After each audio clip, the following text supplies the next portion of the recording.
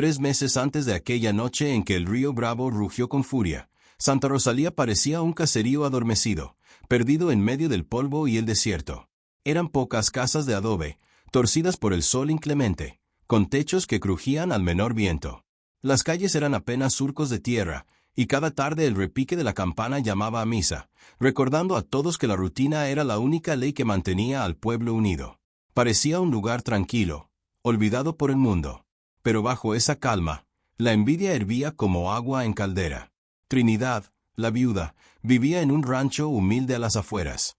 Tenía las manos endurecidas por el trabajo, el rostro curtido por los años y la frente siempre en alto. No poseía tierras extensas ni joyas, ni un apellido que diera prestigio. Solo poseía su dignidad, y eso bastaba para que muchos la miraran con recelo.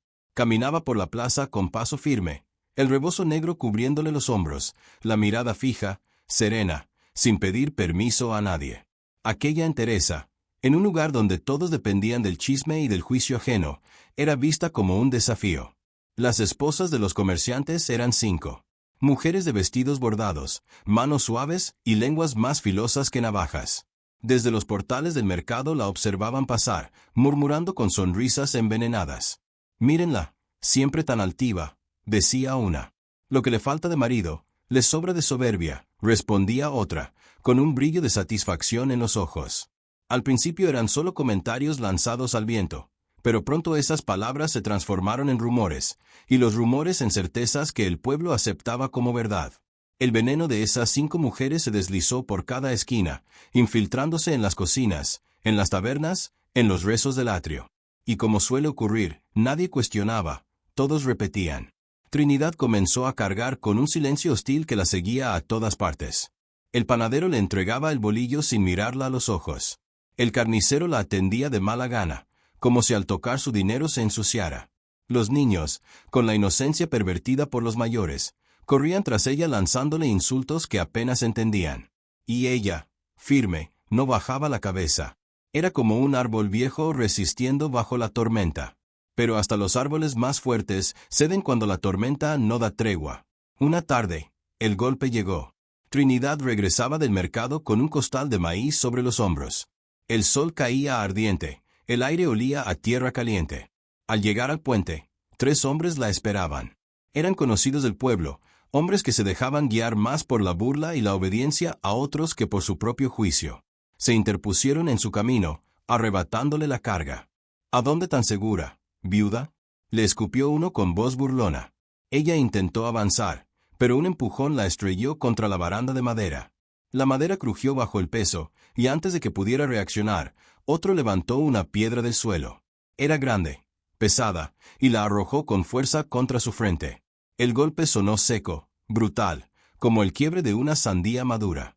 La sangre le cubrió los ojos, manchando su rebozo negro. Apenas alcanzó a soltar un suspiro antes de desplomarse hacia el río. El cuerpo cayó sin fuerza, rebotando contra el agua, hundiéndose entre espuma y remolinos. La corriente la tomó con violencia. El agua la golpeaba contra las piedras, la arrastraba como si fuera una rama rota, un juguete del río. Sus brazos se agitaban débiles, su cuerpo se perdía entre giros y espuma. La muerte parecía inevitable. Entonces, un relincho quebró el aire. Desde el sendero apareció un caballo alazán, brioso, que se encabritó al borde del puente. Sobre él, un hombre. Su silueta se recortaba contra el sol de la tarde. Sombrero ancho, poncho gastado, mirada de acero. No preguntó nada. No dudó. Saltó del caballo y se lanzó al agua. Nadó contra la furia del Bravo, con brazadas firmes que lo partían como cuchillos. El río quiso tragárselo también, pero el hombre luchó contra la corriente hasta alcanzar el cuerpo de Trinidad. La sujetó por los hombros, la levantó como si pesara menos que un saco vacío y nadó de regreso a la orilla, jadeando, con la fuerza de quien carga más que una vida. El hombre se llamaba Santiago. Nadie sabía de dónde había llegado ni cuánto tiempo llevaba en la frontera. Los rumores lo pintaban como un forastero marcado por los desiertos, un sobreviviente de batalla sin nombre, alguien que había visto caer a hombres por menos de un insulto. Pero esa tarde, su única guerra fue contra el río, y su única misión, salvar a la viuda. La llevó en brazos hasta su cabaña, una choza de madera levantada junto a los mezquites, donde el viento siempre silbaba entre las ramas secas. La tendió junto al fuego, mojada, inconsciente, con la herida latiendo en su frente. Durante días, Santiago se convirtió en guardián silencioso. Le limpió la herida con paños empapados, le bajó la fiebre con aguas amargas, le sostuvo la cabeza cuando deliraba y apenas podía murmurar. Trinidad hablaba entre sueños. Nombres de antaño, plegarias rotas, recuerdos de un pasado que nadie conocía. Él escuchaba en silencio, sin interrumpir. No era hombre de palabras, sino de acciones. Se sentaba junto al fuego, tallando madera con su cuchillo, dejando que el tiempo hiciera su trabajo. Pasaron las noches. Afuera, los coyotes aullaban en la oscuridad. Adentro, el fuego crepitaba y el forastero velaba. Hasta que un día, la viuda abrió los ojos. Lo primero que vio fue el perfil del hombre, inmóvil, la mirada clavada en las llamas. No pronunció palabra alguna. No preguntó quién era ni por qué la había salvado. Bastó el silencio, la calma en su presencia, para entender que no estaba sola. Entre ellos nació algo extraño. No era amor ni compasión. Era otra cosa, una confianza callada, hecha de gestos mínimos, de miradas que no necesitaban explicaciones. Era como si compartieran un secreto que no podían ni querían nombrar. Mientras Trinidad recuperaba fuerzas, en Santa Rosalía las lenguas no descansaban. Las 5 mujeres que la odiaban no soportaban la idea de que hubiera sobrevivido. El rumor volvió a extenderse, esta vez como incendio en pastizal seco. Se reunían en secreto, en las cocinas y en los corredores, alimentando la intriga. Si no terminamos lo que empezamos, la viuda nos robará todo, susurraba una. El pueblo debe saber que nadie se burla de nosotras, respondía otra. Ya no era solo envidia. Era miedo. Miedo a que la dignidad de una mujer sola pusiera en evidencia la falsedad de su poder. Miedo a que su regreso se convirtiera en un espejo donde todos vieran su propia miseria. Y mientras el pueblo seguía envenenándose de rumores, en la choza junto a los mezquites, la viuda sanaba poco a poco, y el forastero seguía allí, en silencio, como si el destino lo hubiera traído únicamente para sostenerla en la hora más oscura. El río Bravo rugía aquella noche como si quisiera tragarse al mundo entero. El agua bajaba oscura, enlodada, golpeando las piedras con una furia que parecía hablar el mismo idioma del odio humano. Cada remolino escupía espuma, cada tronco arrastrado sonaba como un hueso quebrándose en mitad de la tormenta. La luna, redonda y fría, colgaba sobre la frontera iluminando apenas el espectáculo que se reunía en la orilla. Allí, bajo su luz pálida, una multitud se apiñaba con los ojos encendidos. No había silencio, sino un hervidero de voces que se atropellaban, maldiciones que se mezclaban con gritos desgarrados. Algunos alzaban los brazos lanzando piedras, otros silbaban como si aquel acto fuese un entretenimiento. En el centro, rodeada por un círculo de cuerpos y odio, estaba ella, la viuda. No temblaba, no suplicaba. Ningún sollozo manchaba sus labios secos. Tenía los ojos muy abiertos, fijos en algún punto más allá de los hombres que la rodeaban. Parecía mirar a través de ellos, como si ya hubiera cruzado la frontera invisible que separa a los vivos de los muertos. Era la resignación o, quizás, una dignidad demasiado grande para doblarse frente al escarnio. 2 hombres se adelantaron. Sus rostros, endurecidos por el polvo y la miseria, se torcieron en un gesto áspero. La sujetaron de los brazos como si arrastraran a un animal al matadero. Ella no se resistió. Su cuerpo permanecía erguido, aunque sus pies apenas rozaban la tierra seca. Otro hombre, más joven, con ojos brillantes por la rabia o tal vez por el miedo disfrazado, se acercó y la tomó del cabello. No hubo palabras, no hubo anuncio ni ceremonia. Solo un movimiento brusco, un tirón que la arrancó de la multitud. De pronto, el vacío. El cuerpo de la mujer se elevó un instante en el aire, como suspendido bajo la luna, antes de desplomarse sobre las aguas negras. El impacto levantó una espuma blanca, un chasquido húmedo que cortó el aire como un disparo. Un grito breve, ahogado, intentó escapar de su garganta, pero fue devorado al instante por el rugido del río. La corriente la abrazó sin compasión, arrastrándola entre remolinos, golpeándola contra las piedras, haciéndola girar como si fuese una muñeca rota arrojada por manos crueles. En la orilla, los rostros se inclinaron hacia adelante. Algunos contenían la respiración, otros sonreían satisfechos. Nadie movió un dedo.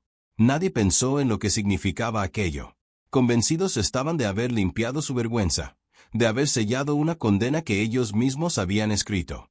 Se miraron unos a otros con el alivio cobarde de los que actúan en grupo, de los que necesitan la masa para atreverse a ser verdugos. La noche avanzaba, y el rumor del río seguía rugiendo como un animal herido.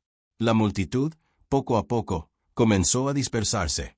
Los más jóvenes se marchaban riendo, lanzando piedras al agua como si quisieran asegurarse de que no quedara rastro. Los viejos se persignaban sin convicción, murmurando oraciones secas, más por costumbre que por fe. Las mujeres se retiraban murmurando entre dientes, alimentando la historia que ya empezaba a crecer en sus lenguas venenosas. Pero la orilla quedó marcada. Allí donde la viuda había sido arrojada, el aire parecía distinto, pesado, como si las piedras hubieran absorbido el secreto del crimen.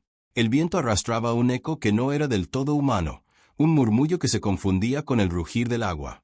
Los más supersticiosos evitaron mirar atrás, convencidos de que los ojos de la mujer, abiertos hasta el último instante, todavía podían alcanzarlos desde las profundidades del río. El bravo siguió su curso, indomable, como siempre. Pero esa noche, en su furia, parecía guardar algo más. ¿Un juramento? Quizás. Una promesa de que lo que acababa de ocurrir no quedaría sepultado bajo la corriente. La viuda no había gritado, no había implorado, y esa misma calma, ese silencio frente a la multitud, se convirtió en el recuerdo más inquietante de todos. Porque al odio se le responde con odio, y al miedo con miedo, pero a la dignidad nadie sabía cómo enfrentarse. Era como mirar un espejo que devolvía la cobardía de cada uno. Y aunque quisieran olvidarlo, la imagen de aquella mujer cayendo al agua permanecería en sus ojos cada vez que el río rugiera en las noches de tormenta. Algunos, mientras caminaban de regreso al caserío, no podían apartar de su mente la visión de la espuma blanca iluminada por la luna. Otros juraban haber visto cómo, antes de hundirse, la viuda giraba el rostro hacia ellos con una expresión que no era de terror, sino de desafío. Como si en ese último instante les recordara que aquello no era un final, sino el principio de algo mucho más grande. El río Bravo, eterno guardián de la frontera, se llevó su cuerpo en un torbellino oscuro. Pero el aire, las piedras y los árboles de la ribera parecían haber recogido su voz muda. Y aunque la multitud se marchara, aunque los pasos se borraran en la arena, la noche quedó impregnada de un presentimiento, la certeza de que aquel acto no pasaría sin consecuencia. Porque el odio, cuando se desata en masa, siempre deja cicatrices más profundas que la sangre. Y aquella mujer, tragada por las aguas, no era ya solo una víctima, sino una semilla plantada en el corazón de mujeres no se apagaba con el paso de los días. Una semilla, al contrario, tarde o temprano, como brasas escondidas bajo la forma de una leyenda. Cada vez que escuchaban un rumor sobre Trinidad, susurros cada vez que alguien mencionaba que la vida en los corredores oscuros del cuidado de un forastero y que con el tiempo se convertiría en un rumor imposible de detener. No soportaban aquella imagen. Santa Rosalía la mujer a la que habían condenado, pero había encendido una hoguera que no se apagaría jamás. Oscuras del río. El fuego invisible de la memoria, de entre los muertos. El fuego que se alimenta de culpas y silencios. Y lo que no se había comenzado a arder en las orillas del río. Y cuando el miedo no se nombra, y mientras el agua seguía rugiendo, golpeando las piedras con su furia, la viuda nos robará crimen viajaba, murmuraba una de ellas esperando el momento de regresar, del mercado, con la voz temblando de veneno. Sí, contestaba otra, si el pueblo vuelve a mirarla, nosotras dejaremos de importar. Pero las palabras, aunque duras, no eran más que un reflejo de su propio temor. La viuda no poseía tierras, ni riquezas, ni poder. Lo único que tenía era lo único que ellas nunca habían sabido conservar, dignidad. Y esa dignidad las desarmaba. El tiempo pasó, y en la frente de Trinidad quedó marcada la cicatriz. Era una línea encarnada, profunda, como una cruz de fuego escrita por el destino mismo. No la escondía. No intentaba borrarla. Caminaba con ella como quien carga un estandarte. Y un día, cuando ya el murmullo del pueblo parecía apagarse en cansancio, Trinidad regresó. Lo hizo tomada del brazo de Santiago, el forastero. El sol golpeaba duro esa tarde, y la polvareda de la plaza se levantaba como humo. Los pasos de ambos resonaron en las piedras, lentos, firmes, sin prisa ni miedo. Desde los portales, los hombres del pueblo miraban en silencio, bajando la vista cuando ella pasaba, como si de pronto recordaran que habían callado cuando más importaba. Las mujeres se apretaron entre sí, cerrando los labios como quien se muerde la lengua para no gritar. No podían aceptar que aquella viuda, golpeada, arrojada al río, aún caminara erguida. Trinidad se detuvo en medio de la calle principal, justo donde el polvo se mezcla con el eco del campanario. La mirada de todos la seguía, expectante, incómoda. Con un gesto lento, se quitó el rebozo negro que la cubría. Y allí, bajo la luz del sol, dejó al descubierto la cicatriz. Un surco rojo y brillante que cruzaba su frente como un rayo petrificado. Su voz, clara y firme, quebró el aire. No tengo miedo. El río no me tragó, y tampoco lo hará su odio. El silencio se extendió como un manto. Nadie respiraba. Nadie se movía. El sonido del viento entre las ventanas vacías fue lo único que acompañó sus palabras. Entonces, Santiago dio un paso al frente. Su figura se alzó, recortada contra el cielo ardiente. La voz del forastero, grave, resonó en el pecho de todos como un trueno contenido. El valor no se mide en hablar, se mide en lo que defiendes. No hubo réplica, no hubo desafío. Ni uno solo de los hombres que la habían despreciado se atrevió a levantar los ojos. Las 5 mujeres, aquellas que habían sembrado el veneno, se miraron entre sí con los labios apretados, pero ninguna osó abrir la boca. El pueblo entero quedó mudo, incapaz de sostener la mirada de la viuda que había regresado de la muerte. Con los años, Trinidad no recuperó la felicidad.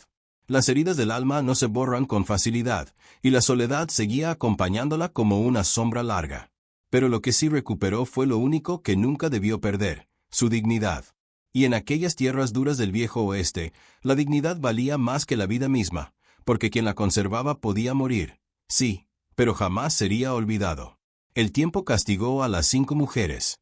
Nadie lo dijo en voz alta, pero el pueblo empezó a notarlo. Sus casas, antes llenas de risas y visitas, se fueron quedando vacías. Sus maridos las evitaban, sus hijos se marchaban lejos. El veneno que habían lanzado contra Trinidad terminó volviéndose contra ellas mismas, devorándolas lentamente, como serpientes que se tragan su propia cola. Se dice que murieron solas, una a una, con la amargura clavada en los huesos, incapaces de escapar de la sombra de sus propias lenguas. Los hombres, aquellos que habían bajado la cabeza aquel día en la plaza, jamás volvieron a alzarla ante ella. No era respeto, ni siquiera arrepentimiento, era vergüenza. Sabían que habían sido cómplices de un crimen no por acción, sino por silencio. Y el silencio, en Santa Rosalía, pesaba más que cualquier bala. De Santiago poco se supo. Nadie preguntó demasiado, y él nunca dio explicaciones. Vivió un tiempo en la choza junto a los mezquites, cuidando a Trinidad en el silencio compartido de 2 almas que no buscaban más que paz. Pero una madrugada, sin anunciarlo, se montó en su caballo alazán y partió hacia la frontera.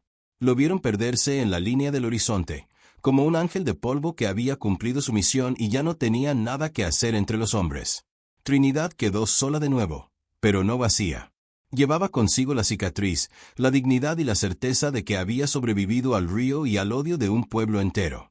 Y esa certeza bastaba para seguir caminando, para seguir enfrentando cada día como si fuera un duelo silencioso contra la memoria de lo que había vivido.